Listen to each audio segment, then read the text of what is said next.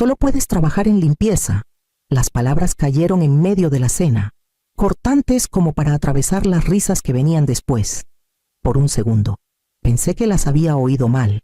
Luego, sentí que mis manos empezaban a temblar contra el borde de la mesa, como siempre me pasa cuando alguien dice algo muy equivocado, pero con tanta calma que ya no hay vuelta atrás. Todos se rieron, no fuerte, no con mala leche, solo lo suficiente para dejar que el comentario quedara ahí. Ese momento llegó después, pero no salió de la nada. La historia que vas a escuchar es una obra ficticia creada por el equipo de escritores del canal H2 Historias. Está inspirada en situaciones de la vida real para transmitir lecciones sobre la familia, las emociones y los valores humanos. Todos los personajes y eventos son ilustrativos. Me llamo Honoria Ramírez, 64 años. Esa tarde, estaba sentada a la mesa de mi hijo, en su casa en Querétaro, rodeada de gente que había aprendido a medir el valor de las personas por los metros cuadrados y las remodelaciones. Él había comprado la casa 2 años antes y la había renovado de arriba abajo. Pisos nuevos, cocina nueva, concepto abierto. Del tipo de casas que hacen que la gente hable un poco más bajito, como si el respeto estuviera metido en las paredes. Llegué con una botella de vino y una sonrisa discreta. Siempre lo hago. Mi hijo me recibió con cariño, pero su atención pronto se fue con los demás. Los halagos lo seguían a donde iba. La casa, el negocio, la seguridad. Me senté donde me indicaron y crucé las manos en el regazo. A la mitad de la cena, mi celular vibró en la bolsa. Una vez, luego otra. No necesitaba mirar para saber qué era. Algo en sus cuentas, un desfase, un plazo que se acercaba más de lo debido. Bajé la mano y lo silencié sin abrir la pantalla. Esta era su casa, su noche. Yo había aprendido cuándo hacerme a un lado. Cuando quitaron los platos, la plática giró, poco a poco, hacia el trabajo. Alguien le preguntó cómo iba el negocio. Él se recargó en la silla, relajado, cómodo. Ya hablando desde un lugar de certeza, yo escuchaba, siempre escucho. Cuando por fin me miró, se sintió menos como curiosidad y más como evaluación. La mesa esperó. Yo estaba ahí, sintiéndome más como visita que como madre, sabiendo que el equilibrio de la noche ya había cambiado. Abrió la boca para hablar de nuevo, y sentí que algo se acomodaba en mi pecho. Mamá, dijo mi hijo Rafael, dejando su vaso con un golpecito suave y deliberado. Todavía estás con ese trabajo desde casa, ¿verdad? La mesa se cayó lo justo para notarlo. Sí, respondí, así es. Asintió despacio, como hace la gente cuando finge que escucha. Solo me preocupo por ti, siguió. No debe ser fácil a tu edad. Andar al día con todo eso.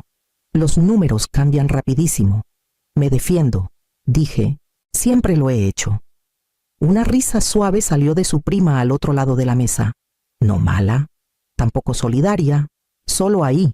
Nadie la corrigió, nadie me miró. Mi hijo sonrió, como si estuviera siendo considerado. Digo, no hay nada malo en un trabajo sencillo. La estabilidad importa más que la ambición a estas alturas. ¿No crees? ¿A estas alturas? Repetí, manteniendo la voz pareja. Solo digo, continuó, que ya no tienes que esforzarte tanto. Ya hiciste suficiente. Algo en su tono cambió el equilibrio de la mesa. No estaba preguntando. Estaba concluyendo. Noté que no preguntó en qué trabajaba exactamente, ni quiénes eran mis clientes, ni por qué mi celular había vibrado durante la cena. No preguntó porque daba por hecho que las respuestas eran pequeñas. Al otro lado, su tía carraspeó.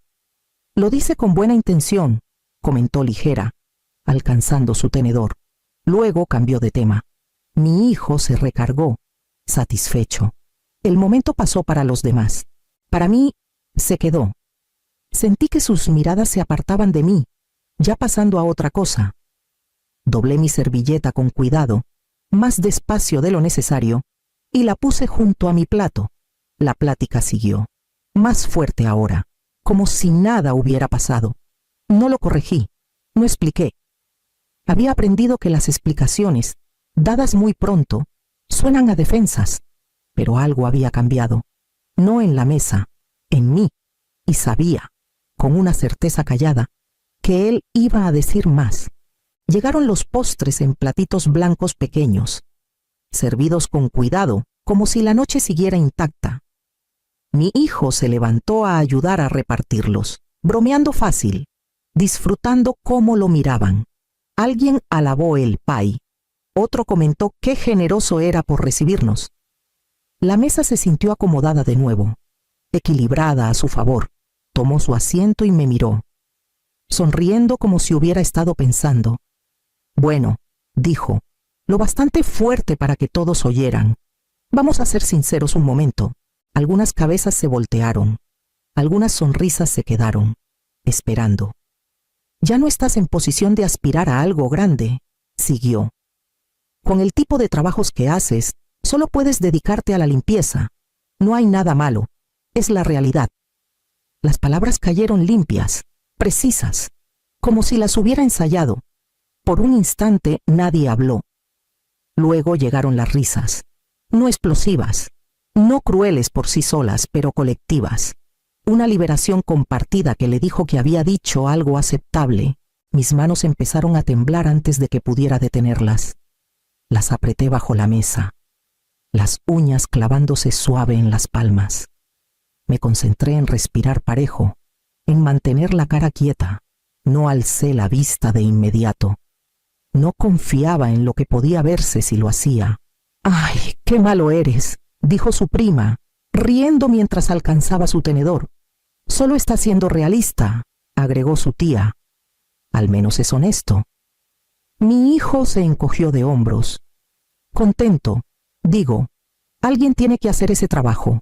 Es un trabajo importante». Alguien asintió. Otro río de nuevo, más suave. Alcé la mirada despacio. Él ya miraba más allá de mí, recorriendo la mesa en busca de aprobación, disfrutándola. Nadie cruzó sus ojos conmigo. Ni una persona dijo mi nombre. Ni una persona le pidió que parara. El plato frente a mí quedó intacto. Me di cuenta de que mis manos temblaban tanto que la cuchara chocaba leve contra el porcelana. La bajé con cuidado para que nadie notara. Pensé en el celular aún silenciado en mi bolsa. Pensé en los archivos que esperaban, los plazos que se acercaban. No hablé. No porque no tuviera palabras, sino porque sabía que la mesa no estaba lista para oírlas. Las risas se apagaron. La plática siguió. Mi hijo se recargó en su silla, satisfecho, como si hubiera puesto algo en su lugar. Y yo me quedé ahí, callada, sosteniéndome, entendiendo que el momento había pasado para ellos. Para mí no había pasado. La plática volvió a pedacitos, cocida demasiado rápido. Alguien preguntó del clima. Otro alabó el postre de nuevo, más fuerte. Las sillas se movieron. Los tenedores rasparon. Nadie me miró. Mi cuñada alcanzó su vaso y dijo: «No lo dijo con mala intención. Ya sabes cómo bromea». Su voz era ligera, casi disculpándose, pero no esperó mi respuesta. «Solo trato de ser realista», agregó mi hijo, ya pasando página. «Es mejor decir las cosas como son que dejar que la gente crea en ilusiones». Nadie lo retó. Nadie dijo mi nombre. Algunos asintieron. De esos asentimientos que guardan la paz sin elegir la verdad, crucé la mirada con mi hermano al otro lado de la mesa. Bajó los ojos a su plato. Mi sobrina sonrió a su celular. Mi primo se inclinó a susurrarle algo a alguien y rió bajito. El silencio se hizo más pesado que el insulto mismo. Me dijo exactamente dónde estaba parada. Mi hijo también lo notó. Sus hombros se relajaron. Tomó su tenedor de nuevo, cómodo, como si la mesa le hubiera confirmado algo. Empezó a hablar de un nuevo empleado, de lo difícil que es encontrar gente dispuesta a le hacer trabajos básicos. Su tono era casual ahora, seguro.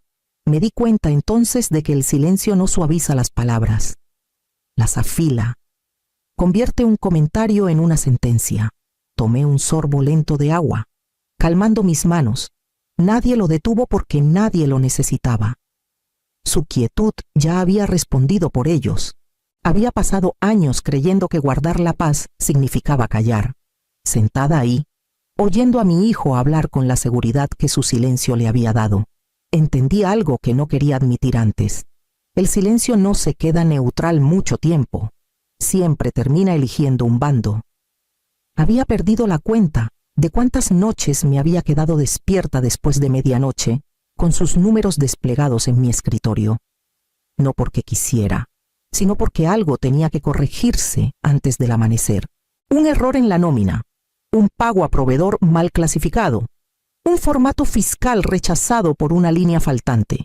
Recordé un invierno cuando llegó un aviso de auditoría sin aviso. Me llamó en pánico, la voz tensa. Necesito que lo arregles. Ya. Cancelé mi propia cita ese día y pasé 14 horas seguidas revisando documentos, conciliando cuentas, redactando explicaciones. La auditoría salió limpia. Él se llevó el crédito por mantener la calma bajo presión. Estuvo la vez que adelantaron inesperadamente un plazo de presentación. Él no se dio cuenta del cambio. Yo sí. Trabajé toda la noche. Envié todo antes del amanecer y le mandé un mensaje corto por la mañana. Ya está. Me respondió con un emoji de pulgar arriba. Esos momentos nunca llegaron a las pláticas familiares. No suenan impresionantes al decirlos en voz alta. El trabajo callado rara vez lo hace. Mi celular vibró de nuevo en la bolsa. Más fuerte esta vez, insistente. No miré. Ya sabía que era de su negocio. Un problema de flujo de efectivo, tal vez, o un reporte que no cuadraba como debía. Me moví un poco en la silla y apreté el costado de la bolsa con el pie, queriendo que el sonido parara. Al otro lado, él hablaba de crecimiento. Estamos expandiéndonos más rápido de lo esperado. Dijo, ya tengo gente que maneja los detalles, para yo enfocarme en lo grande. Casi sonreí, casi. Alguien preguntó cómo le hacía para todo.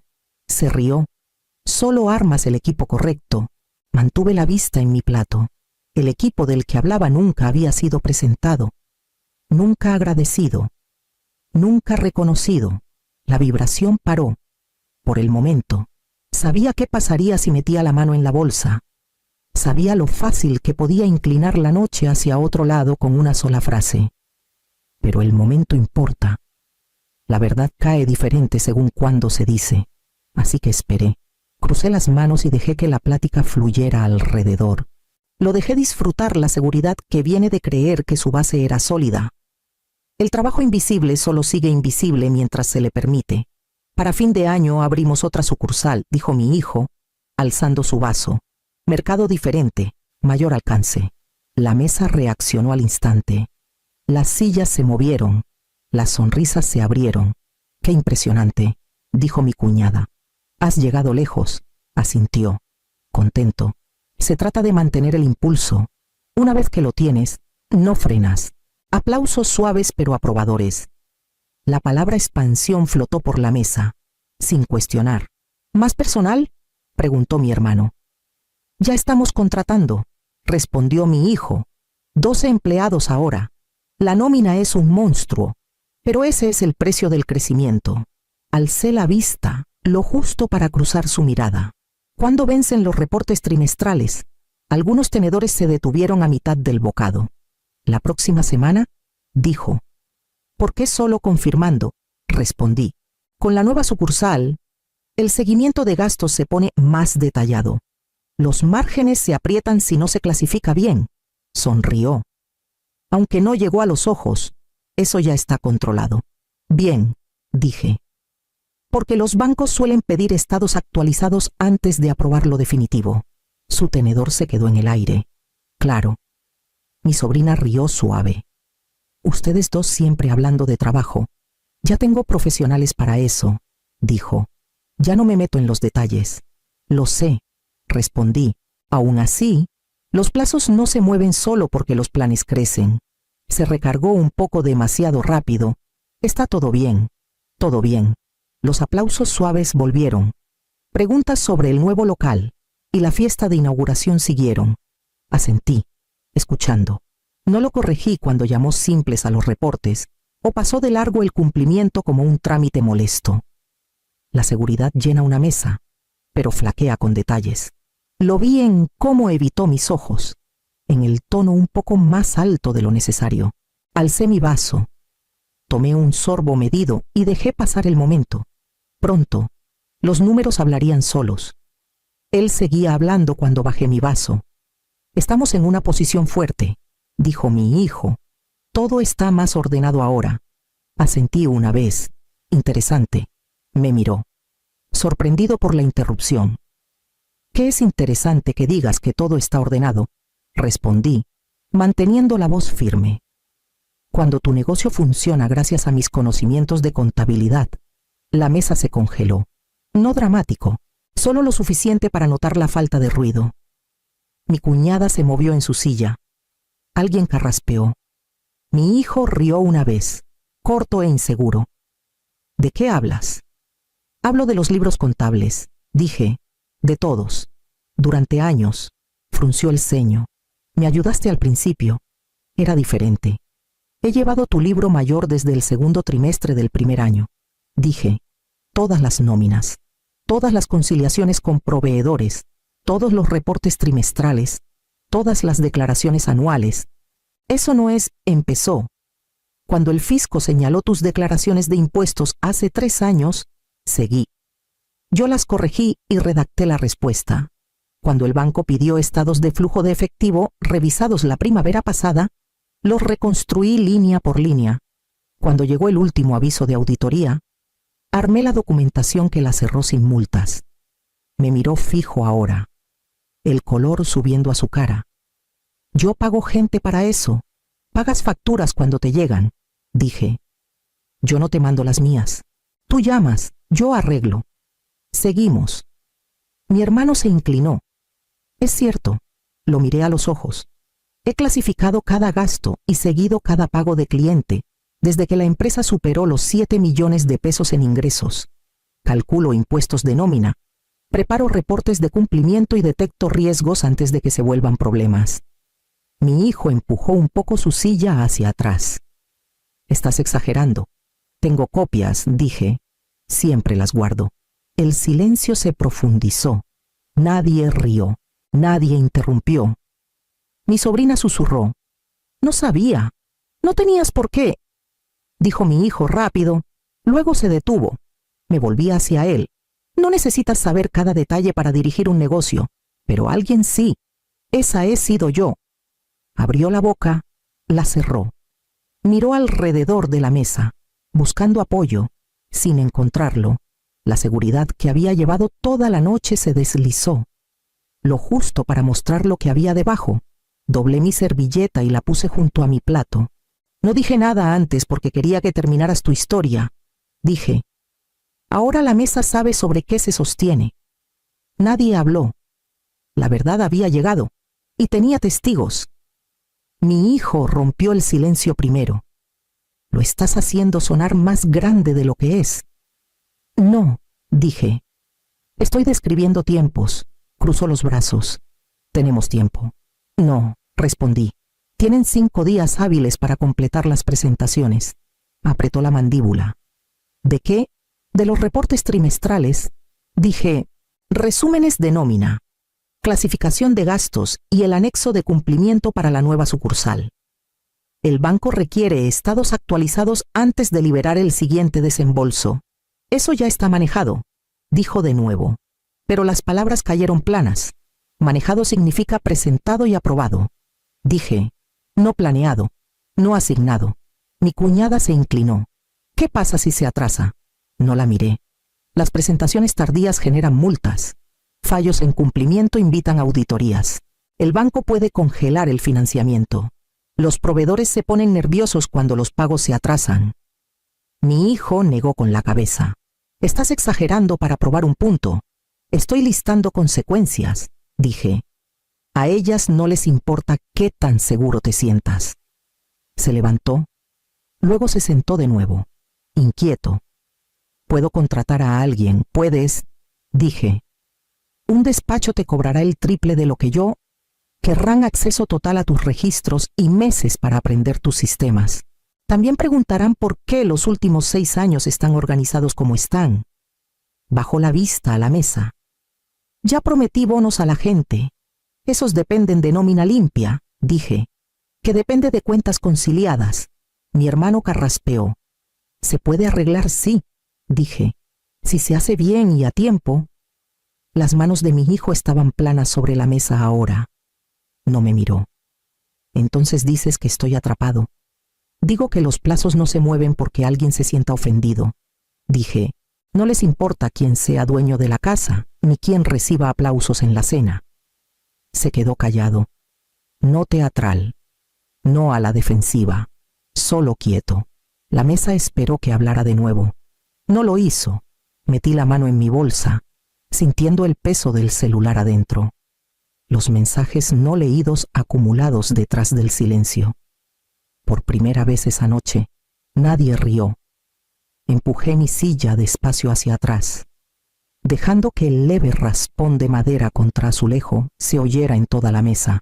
El sonido hizo que algunas cabezas se alzaran, pero nadie habló.